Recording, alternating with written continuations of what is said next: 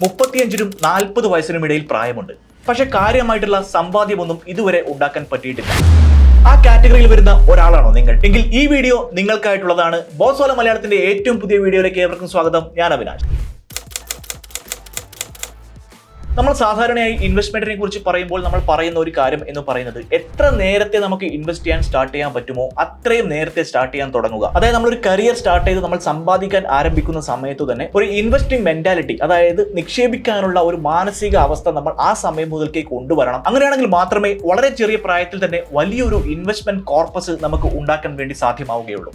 പക്ഷെ ചില ആളുകളുണ്ട്, ഞാൻ ആദ്യം പറഞ്ഞതുപോലെ 35നും 40 വയസ്സിനും ഇടയിൽ ചില ആളുകൾക്ക് ഇപ്പോഴും അധികം കാര്യമായിട്ടുള്ള ഇൻവെസ്റ്റ്മെന്റ് ഇല്ല, അല്ലെങ്കിൽ സേവിങ്സ് ഇല്ല. ഒരുപക്ഷെ പല സാഹചര്യങ്ങൾ കൊണ്ടും പല ജീവിത സാഹചര്യങ്ങൾ കൊണ്ടും നമുക്ക് സേവ് ചെയ്യാൻ പറ്റാത്ത അവസ്ഥ, വീട് കെട്ടിയ കടമുണ്ടാകാം, അല്ലെങ്കിൽ വിദേശത്ത് പോകാനായി ചെലവഴിച്ച പണത്തിന്റെ കടമുണ്ടാകാം, പലതരത്തിലുള്ള ഒരുപാട് കാര്യങ്ങളുണ്ടാകാം. സാധാരണക്കാർക്ക് അത്തരത്തിലുള്ള ഒരുപാട് പ്രശ്നങ്ങളുണ്ട്. പക്ഷെ ഇന്ന് ഈ വീഡിയോ ഞാൻ ചെയ്യുന്ന സമയത്ത് ഈ ഒരു കാറ്റഗറി, അതായത് 35നും 40 വയസ്സിനും ഇടയ്ക്ക് കൂടുതൽ സേവിങ്സ് ഒന്നും ചെയ്യാൻ പറ്റാതെ ഉള്ള ഒരാളാണ്, അല്ലെങ്കിൽ ആ ഒരു കാറ്റഗറിയിലുള്ള ആളാണ് നിങ്ങളെങ്കിൽ, അല്ലെങ്കിൽ നിങ്ങളുടെ സുഹൃത്തോ നിങ്ങളുടെ ബന്ധുവോ ആ ഒരു കാറ്റഗറിയിൽ വരുന്നുണ്ടെങ്കിൽ തീർച്ചയായും ഈ വീഡിയോ സ്കിപ്പ് ചെയ്യാതെ നിങ്ങൾ മുഴുവനായിട്ട് കാണുക. നമുക്ക് നോക്കാം എങ്ങനെയാണ് ഒരു സേവിങ്സ് ഈ ഒരു പ്രായത്തിൽ സാധ്യമാവുക എന്നത്. നമ്മളൊരു ഇൻവെസ്റ്റ്മെന്റിന്റെ ഒരു സൈക്കിൾ നോക്കുകയാണെങ്കിൽ, അതായത് ഒരാൾ എ എന്നിരിക്കട്ടെ, എ എന്ന് പറയുന്ന ആൾ 2 ലക്ഷം രൂപ ലംസമായിട്ട് ഇൻവെസ്റ്റ് ചെയ്യുന്നു, അതും 25ാം വയസ്സിൽ. അത് 60 വയസ്സ് വരെ ആ ഇൻവെസ്റ്റ്മെന്റ് തൊട്ടില്ല, അത് വിഡ്രോ ചെയ്തില്ല, അത് കണ്ടിന്യൂ ചെയ്തു. 12% റിട്ടേണിൽ എ എന്ന് പറയുന്ന ആൾക്ക് 60ാം വയസ്സിൽ അത് 1 കോടി രൂപയായി തിരിച്ചു കിട്ടി. അതേസമയം ബി എന്ന് പറയുന്ന ആൾ ഇതേ രൂപ, അതായത് 2 ലക്ഷം രൂപ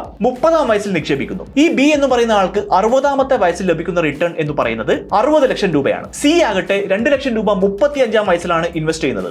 60ാം വയസ്സിൽ സിക്ക് ലഭിക്കുന്ന റിട്ടേൺ 34 ലക്ഷം രൂപയാണ്. ഡി എന്ന് പറയുന്ന ആൾ 40ാം വയസ്സിൽ 2 ലക്ഷം രൂപ ഇൻവെസ്റ്റ് ചെയ്തപ്പോൾ 60ാം വയസ്സിൽ ലഭിച്ച റിട്ടേൺ 20 ലക്ഷം രൂപ. ഇവിടെ നമുക്ക് കാണാൻ പറ്റും, നമ്മൾ ഇൻവെസ്റ്റ് ചെയ്ത എമൗണ്ട് സെയിം ആണെങ്കിലും കാലം മാറുന്നതിന് അനുസരിച്ച്, അതായത് ഇൻവെസ്റ്റ് ചെയ്യുന്ന ആളുടെ പ്രായം കൂടുന്നതിന് അനുസരിച്ച് ലഭിക്കുന്ന റിട്ടേൺ കുറഞ്ഞു വരുന്ന ഒരു പ്രവണത ഇവിടെ കാണാൻ വേണ്ടി പറ്റും. സോ ഇതിൽ നിന്ന് വരുന്ന ലെസൺ എന്ന് പറയുന്നത് വളരെ സിമ്പിൾ ആണ്. Start early as possible. പക്ഷേ ചില സാഹചര്യങ്ങളിൽ നമുക്ക് ഏർലി ഇൻവെസ്റ്റ്മെന്റ് നടത്താൻ പറ്റി എന്ന് വരില്ല. ഞാൻ ആദ്യം പറഞ്ഞതുപോലെ ഉണ്ടാകുന്ന ചില സാമ്പത്തിക സാഹചര്യങ്ങൾ അല്ലെങ്കിൽ ജീവിത സാഹചര്യങ്ങൾ വഴി നമുക്ക് ഏർലി ആയിട്ട് നേരത്തെ ഇൻവെസ്റ്റ് ചെയ്യാൻ പറ്റി എന്ന് വരില്ല. ഈ സമയത്ത് നമ്മൾ ചെയ്യേണ്ടത് എന്താണെന്ന് നമുക്ക് നോക്കാം. നിങ്ങൾ 30, 35, 40 വയസ്സ് പ്രായമുള്ള ഒരാളാണെങ്കിൽ നിങ്ങൾ ഒരിക്കലും വിചാരിക്കരുത് എനിക്കിനി ഇൻവെസ്റ്റ് ചെയ്യാൻ പറ്റില്ല, അല്ലെങ്കിൽ എന്റെ ഇൻവെസ്റ്റ് ചെയ്യേണ്ട ഒരു കാലാവധി അവസാനിച്ചിരിക്കുന്നു, ഇനി എപ്പോഴാണ് ഇൻവെസ്റ്റ് ഒക്കെ ചെയ്യാൻ പറ്റുക. അത് തെറ്റായ ഒരു ചിന്താഗതിയാണ്. Still you can start investing. അതായത് 30, 35 വയസ്സുള്ള ഒരാൾക്ക് ഇനിയും ഒരു 20, 25 വർഷത്തേക്ക് ഈസി ആയിട്ട് ഇൻവെസ്റ്റ് ചെയ്യാൻ പറ്റും. പക്ഷേ എന്നിരുന്നാലും ഈ ഒരു പ്രായത്തിൽ നിങ്ങളുടെ സേവിങ്സ് വളരെ കുറവാണെങ്കിൽ ചെറിയ കാലത്തിനുള്ളിൽ വലിയൊരു കോർപ്പസ് ഉണ്ടാക്കുക എന്ന് പറയുന്നത് അത്ര ഈസി ആയിട്ടുള്ള ഒരു കാര്യമായിരിക്കില്ല. വളരെ ഡിസിപ്ലിൻഡ് ആയിട്ടുള്ള ഒരു ലൈഫ് സ്റ്റൈൽ മെയിൻറ്റെയിൻ ചെയ്താൽ മാത്രമേ അത് സാധ്യമാവുകയുള്ളൂ. അതിന് ഒരു സിസ്റ്റമാറ്റിക് അപ്രോച്ച് ആവശ്യമാണ്. സോ നമുക്ക് നോക്കാം എങ്ങനെയാണ് അത് സാധ്യമാവുക എന്നുള്ളത്. ആദ്യത്തെ കാര്യം എന്ന് പറയുന്നത്, ഈ ഒരു പ്രായത്തിൽ പ്രധാനമായും ചെയ്യേണ്ടത് ഒരു ഹെൽത്ത് ഇൻഷുറൻസും ടേം ഇൻഷുറൻസും വാങ്ങുക എന്നതാണ്. സെറോദ സിഇഒ നിഖിൽ കാമത്ത് ഒരു പ്രാവശ്യം പറഞ്ഞിട്ടുണ്ട്, നിങ്ങൾ ഒരു പ്രാവശ്യം ഹോസ്പിറ്റൽ സന്ദർശിച്ചു കഴിഞ്ഞാൽ നിങ്ങൾ ബാങ്ക്രപ്റ്റ് ആവും എന്നുള്ളത്. ഇത് എന്തുകൊണ്ടെന്നാൽ ഹെൽത്ത് കെയർ സെക്ടർ എന്ന് പറയുന്നത് വളരെ എക്സ്പെൻസ് ആയിട്ടുള്ള ഒരു കാര്യമാണ്. ഒരു പ്രാവശ്യം നമ്മൾ ഹോസ്പിറ്റലിൽ പോയാൽ എന്തുമാത്രം ചെലവാണ് നമുക്ക് ഉണ്ടാകുന്നത്. ഈ ഒരു സാഹചര്യത്തിലുള്ള ഒരു പ്രധാനപ്പെട്ട ഓപ്ഷൻ, അല്ലെങ്കിൽ വൺ ആൻഡ് ഓൺലി ഓപ്ഷൻ എന്ന് പറയുന്നത് ഹെൽത്ത് ഇൻഷുറൻസ് എടുക്കുക എന്നുള്ളതാണ്. ഒരു ഹെൽത്ത് ഇൻഷുറൻസ് എടുത്തു കഴിഞ്ഞാൽ നിങ്ങൾ കഷ്ടപ്പെട്ട് സമ്പാദിച്ച പണം ഹോസ്പിറ്റലിൽ ചെലവഴിക്കേണ്ട ആവശ്യം വരില്ല. പെട്ടെന്ന് എന്തെങ്കിലും അസുഖം വരുന്നു, അല്ലെങ്കിൽ ആക്സിഡന്റ് പോലെയുള്ള ദൗർഭാഗ്യകരമായ കാര്യങ്ങൾ സംഭവിക്കുന്നു. ഈ ഒരു സാഹചര്യത്തിൽ വലിയൊരു എമൗണ്ട് ഹോസ്പിറ്റലിൽ കെട്ടിവെക്കേണ്ട സാഹചര്യത്തിൽ ഒരു ഹെൽത്ത് ഇൻഷുറൻസ് നിങ്ങൾക്ക് ഉണ്ടാകുമ്പോൾ ഈ ഒരു ഇൻഷുറൻസ് കമ്പനി ഇത് ഏറ്റെടുത്തോളും. അല്ലെങ്കിൽ നിങ്ങളുടെ കയ്യിൽ നിന്നും വലിയൊരു തുക ഇപ്പുറത്തേക്ക് പോകുന്ന, നിങ്ങൾ കഷ്ടപ്പെട്ട് സേവ് ചെയ്ത പണം ഇപ്പുറത്തോട്ട് പോകുന്ന ഒരു സാഹചര്യം അവിടെ ഉണ്ടാവില്ല. ഹെൽത്ത് ഇൻഷുറൻസ് സ്വന്തം എടുക്കേണ്ട ആവശ്യമുണ്ട്. മാതാപിതാക്കൾക്ക് എടുക്കാം, അല്ലെങ്കിൽ ഭാര്യയ്ക്ക് എടുക്കാം, സഹോദരങ്ങൾക്ക് എടുക്കാം. ഇവർക്ക് എല്ലാവർക്കും, കുടുംബത്തിൽ എല്ലാവർക്കും ഇൻഷുറൻസ് എടുക്കുക എന്ന് പറയുന്നത് വളരെ പ്രധാനപ്പെട്ട ഒരു കാര്യമാണ്. ഇനി അതല്ല, നിങ്ങൾക്ക് ഓൾറെഡി ഒരു പോളിസി ഉണ്ടെങ്കിൽ ഇതിന്റെ കവറേജ് ആവശ്യത്തിന് ഉതകുന്നതാണോ, അല്ലെങ്കിൽ അതായത് നിങ്ങൾക്ക് ഒരു മെഡിക്കൽ എമർജൻസി ഉണ്ടായാൽ ഈ ഒരു കവറേജ്, ഈ ഒരു പർട്ടിക്കുലർ കവറേജ് ഈ ഒരു മെഡിക്കൽ എമർജൻസി കവർ ചെയ്യാൻ സഹായകമാകുമോ എന്ന് നിങ്ങൾ പരിശോധിക്കേണ്ടതായിട്ടുണ്ട്. അതുപോലെ തന്നെ ടേം ഇൻഷുറൻസും വളരെ പ്രധാനപ്പെട്ട ഒരു കാര്യമാണ്. അതായത് കുടുംബത്തിന് വേണ്ടി സമ്പാദിക്കുന്ന ആൾ നിർഭാഗ്യവശാൽ മരണപ്പെടുകയാണെങ്കിൽ കുടുംബത്തിന്റെ സാമ്പത്തിക സുരക്ഷിതത്വം ഉറപ്പുവരുത്തേണ്ടത് വളരെ പ്രധാനപ്പെട്ട ഒരു കാര്യമാണ്. അവിടെയാണ് ടേം ഇൻഷുറൻസ് നിങ്ങളെ സഹായിക്കുന്നത്. അതുപോലെ തന്നെ വാഹന ലോൺ, ഭവന വായ്പ ഇതെല്ലാം ഉള്ള ആളാണെങ്കിൽ ടേം ഇൻഷുറൻസ് എടുക്കുന്ന സമയത്ത് ഇത്തരത്തിലുള്ള ലയബിലിറ്റിയും ഈ ഒരു ഇൻഷുറൻസ് കവർ ചെയ്യും എന്നുള്ള കാര്യം ഉറപ്പുവരുത്തുക. അടുത്ത ഒരു പ്രധാന കാര്യം എന്ന് പറയുന്നത് എമർജൻസി ഫണ്ട് ഉണ്ടാക്കി വെക്കുക എന്നതാണ്. നമുക്കറിയാം, എമർജൻസി ആയിട്ട് നമുക്ക് പണം എടുക്കേണ്ട ഒരു ആവശ്യം ഉണ്ടായാൽ, നേരത്തെ പറഞ്ഞ പോലെ ഒരു മെഡിക്കൽ സിറ്റുവേഷൻ അല്ലെങ്കിൽ ഏതെങ്കിലും തരത്തിൽ നമുക്ക് എമർജൻസി ആയിട്ട് എവിടെയെങ്കിലും ഒരു പണം നമുക്ക് കെട്ടിവെക്കേണ്ട ഒരു സാഹചര്യം ഉണ്ടാകുന്ന സമയത്ത് ആ ഒരു ഫണ്ട് നമ്മുടെ കയ്യിൽ ഉണ്ടായിരിക്കണം. എന്താണ് ഒരു എമർജൻസി ഫണ്ട്? നിങ്ങളുടെ പ്രതിവർഷ ശമ്പളം ഏകദേശം 3 ലക്ഷം രൂപയാണ് എന്നിരിക്കട്ടെ. ആ ഒരു വർഷത്തെ ശമ്പളം നിങ്ങളുടെ കയ്യിൽ എമർജൻസി ആയിട്ട് ഉണ്ടാവണം. അതായത് ഒരു സെപ്പറേറ്റ് എമൗണ്ട് നിങ്ങളുടെ കയ്യിൽ നിർബന്ധമായും ഉണ്ടായിരിക്കണം. ആ പണം മറ്റൊരു കാര്യത്തിന് വേണ്ടിയും ഉപയോഗിക്കരുത്. അതായത് ലക്ഷറി, വാഹനം വാങ്ങുക, സിനിമയ്ക്ക് പോവുക, അത്തരത്തിലുള്ള എക്സ്പെൻസുകൾക്കായിട്ടൊന്നും ഈ ഒരു എമൗണ്ട് നിങ്ങൾ ഒരു കാരണവശാലും തുടരുത്.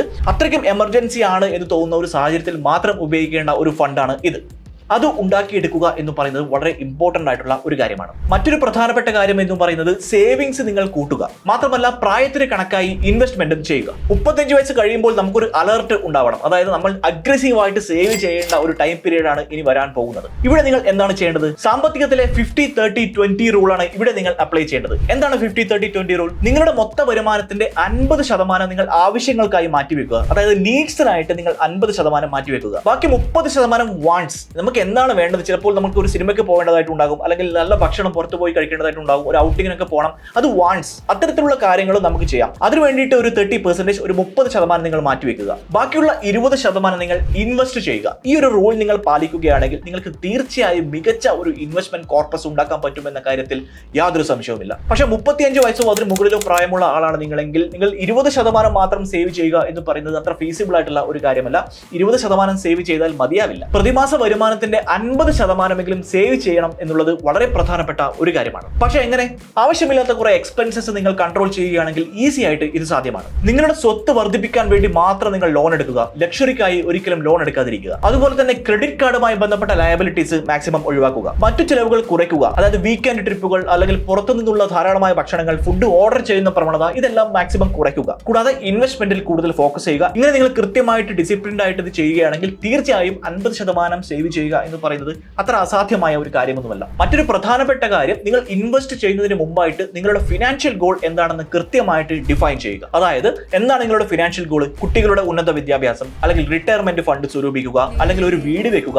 നിങ്ങളുടെ ഫിനാൻഷ്യൽ ഗോൾ എന്താണെന്ന് കൃത്യമായിട്ട് നിങ്ങൾ ഡിഫൈൻ ചെയ്ത് വെക്കേണ്ടത് വളരെ പ്രധാനപ്പെട്ട ഒരു കാര്യമാണ്. അതുപോലെ തന്നെ ഓരോ ഗോളുകൾക്കും ചില കാര്യങ്ങൾ നിങ്ങൾ കാൽക്കുലേറ്റ് ചെയ്ത് വെക്കേണ്ടതായിട്ടുണ്ട്. അവ എന്തൊക്കെയാണെന്ന് വെച്ചാൽ, എത്ര കാലത്തിനുള്ളിലാണ് എനിക്കത് അച്ചീവ് ചെയ്യാൻ പറ്റുക, time left to achieve it. അതുപോലെ തന്നെ ഇപ്പോഴത്തെ ഒരു കോസ്റ്റ്, അതായത് നിങ്ങളൊരു വീട് വെക്കാൻ ഉദ്ദേശിക്കുന്ന സമയത്ത് ഇപ്പോഴുണ്ടാകുന്ന അതിന്റെ വില എത്രയാണ്, പക്ഷെ നിങ്ങൾ വീട് വെക്കാൻ ഉദ്ദേശിക്കുന്ന സമയത്ത് ഉണ്ടാകുന്ന ഇൻഫ്ലേഷൻ അടക്കം, പണപ്പെരുപ്പം അടക്കം ഉണ്ടാകുന്ന ഒരു വിലക്കയറ്റം അവിടെ ഉണ്ടാവുമല്ലോ, അത് എത്രയായിരിക്കും എന്നുള്ള കാര്യത്തെ പറ്റി കൃത്യമായിട്ട് ഒരു ഐഡിയ ഉണ്ടാക്കിയെടുക്കുക. അറ്റ്ലീസ്റ്റ് 7% ഇൻഫ്ലേഷൻ കാൽക്കുലേറ്റ് ചെയ്യുന്നത് നല്ലതായിരിക്കും. ഏറ്റവും പ്രധാനപ്പെട്ട മറ്റൊരു കാര്യം, ഈ ഒരു ഫിനാൻഷ്യൽ ഗോളിലേക്ക് എത്തിച്ചേരാൻ വേണ്ടിയിട്ട് എത്ര എമൗണ്ട് ആണ് ഞാൻ പ്രതിമാസം ഇൻവെസ്റ്റ് ചെയ്യേണ്ടത്, ഈ കാര്യങ്ങളെല്ലാം കൃത്യമായിട്ട് നിങ്ങൾ കാൽക്കുലേറ്റ് ചെയ്യേണ്ടത് വളരെ ഇമ്പോർട്ടന്റ് ആണ്. ഒരു ചെറിയ ഉദാഹരണം പറയുകയാണെങ്കിൽ, വീട്ടിൽ മകളുടെ കല്യാണത്തിന് വേണ്ടിയിട്ട് നമ്മൾ ഇപ്പോൾ ഇൻവെസ്റ്റ് ചെയ്യാൻ തുടങ്ങുന്നു എന്നിരിക്കട്ടെ. അതെങ്ങനെയാണ് ആ ഫിനാൻഷ്യൽ ഗോളിലേക്ക് എത്തിച്ചേരാൻ പറ്റും എന്നുള്ളത് നമുക്കൊരു ടേബിളിന്റെ സഹായത്തോടെ മനസ്സിലാക്കാം. ഇവിടെ ഗോൾ എന്ന് പറയുന്നത് ഡോട്ടേഴ്സ് മാരേജ്, അതായത് മകളുടെ വിവാഹമാണ്. മകളുടെ വിവാഹത്തിലേക്ക് ഇനിയും 10 വർഷമുണ്ട്. അതായത് 10 വർഷത്തിന് ശേഷമാണ് വിവാഹം നടത്താൻ ഉദ്ദേശിക്കുന്നതെങ്കിൽ ഇപ്പോൾ അതിനുള്ള ഒരു കുറഞ്ഞ ചെലവ് 20 ലക്ഷം രൂപയാണ് എന്നിരിക്കട്ടെ. 10 വർഷം കഴിയുമ്പോഴേക്കും ഉണ്ടാകുന്ന ഇൻഫ്ലേഷൻ 7% ആണെങ്കിൽ ഭാവിയിൽ ഉണ്ടാകുന്ന ഒരു കോസ്റ്റ്, അല്ലെങ്കിൽ ഇപ്പോൾ 20 ലക്ഷം രൂപയ്ക്ക് നടത്താൻ പറ്റുന്ന വിവാഹം 10 വർഷത്തിന് ശേഷം നടത്തുന്ന സമയത്ത് അത് 40 ലക്ഷം രൂപയാകും. ഈ ഒരു സാഹചര്യത്തിൽ പ്രതിമാസം SIP നമുക്ക് വേണ്ടത് 17,250 രൂപ. അങ്ങനെ 12% റിട്ടേണിൽ നിങ്ങൾ SIP ചെയ്യുകയാണെങ്കിൽ 10 വർഷത്തിന് ശേഷം നിങ്ങൾക്ക് ഉണ്ടാക്കാൻ പറ്റുന്ന ടോട്ടൽ കോർപ്പസ് എന്ന് പറയുന്നത് 40,08,000 രൂപയായിരിക്കും. അപ്പോൾ നിങ്ങൾക്ക് സംശയം ഉണ്ടാകും, എവിടെയാണ് ഇൻവെസ്റ്റ് ചെയ്യാൻ പറ്റുക എന്നുള്ളത്. ഇതിന് ഒരൊറ്റ ആൻസർ പറയാൻ പറ്റില്ല. ഉദാഹരണത്തിന് സ്റ്റോക്ക് മാർക്കറ്റ് അല്ലെങ്കിൽ ഇക്വിറ്റി മ്യൂച്വൽ ഫണ്ടിൽ നിങ്ങൾ ഇൻവെസ്റ്റ് ചെയ്യുകയാണെങ്കിൽ ഇവിടെ ഹൈ റിട്ടേൺസ് ആണ്, പക്ഷേ റിസ്ക് അതുപോലെ തന്നെ കൂടുതലുമാണ്. അതേസമയം ഗവൺമെന്റ് സ്കീമുകളായ PPF അല്ലെങ്കിൽ സുകന്യ സമൃദ്ധി യോജന പോലെയുള്ള സ്കീമുകളിൽ, ഗവൺമെന്റ് ബാക്ക്ഡ് സ്കീമുകളിൽ നിങ്ങൾ ഇൻവെസ്റ്റ് ചെയ്യുന്ന സമയത്ത് റിസ്ക് എന്ന് പറയുന്നത് വളരെ കുറവാണ്. റിസ്ക് എലമെന്റ് യാതൊരു തരത്തിലും അവിടെ ഇല്ല. പക്ഷേ മ്യൂച്വൽ ഫണ്ട് പോലെയുള്ള ഒരു റിട്ടേൺ അവിടെ നമുക്ക് പ്രതീക്ഷിക്കാൻ വേണ്ടി പറ്റില്ല. സോ റിസ്ക് എടുക്കാനുള്ള നിങ്ങളുടെ ഒരു കപ്പാസിറ്റിക്ക് അനുസരിച്ചിരിക്കും എവിടെയാണ് ഇൻവെസ്റ്റ് ചെയ്യേണ്ടത് എന്ന്. അപ്പോൾ ഞാൻ പറഞ്ഞു വന്നത് 35 വയസ്സ് 40 വയസ്സ് കാലയളവിനുള്ളിൽ നിങ്ങൾക്ക് എങ്ങനെയാണ് മികച്ച രീതിയിൽ സേവ് ചെയ്യാൻ പറ്റുന്നത് എന്നതിനെ കുറിച്ചാണ്. ഈ വീഡിയോ തീർച്ചയായും നിങ്ങൾക്ക് ഇഷ്ടപ്പെട്ടു എന്ന് ഞാൻ വിചാരിക്കുന്നു. വളരെ ഇൻഫോർമേറ്റീവ് ആയിട്ടുള്ള കുറച്ച് ഡാറ്റാസ് ആണ് ഞാൻ നിങ്ങൾക്ക് പറഞ്ഞു വന്നത്. തീർച്ചയായും വീഡിയോ നിങ്ങൾ കൂടുതൽ ആളുകളിലേക്ക് എത്തിക്കുക, പ്രത്യേകിച്ച് ഈ ഒരു പ്രായത്തിൽ വരുന്ന അല്ലെങ്കിൽ ഈ ഒരു കാറ്റഗറിയിൽ വരുന്ന ആളുകൾക്ക്. ബോസ്വാല മലയാളം ചാനൽ സബ്സ്ക്രൈബ് ചെയ്യാൻ നിങ്ങൾ മറക്കരുത്. മറ്റൊരു വീഡിയോയുമായി വീണ്ടും കാണാം. ബൈ. ബോസ്വാല, ബി ദ ബോസ്.